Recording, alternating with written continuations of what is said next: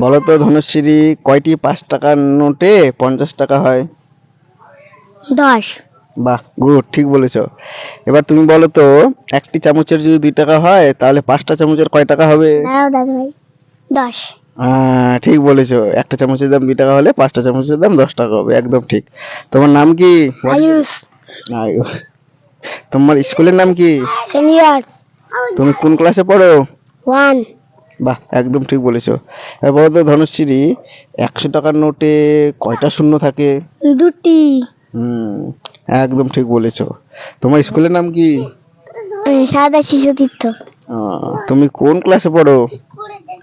1। বাহ, খুব ভালো হয়েছে। এবার তুমি বলো তো ধনুশ্রী, 200 টাকার নোটে কয়টা শূন্য থাকে? 2টা।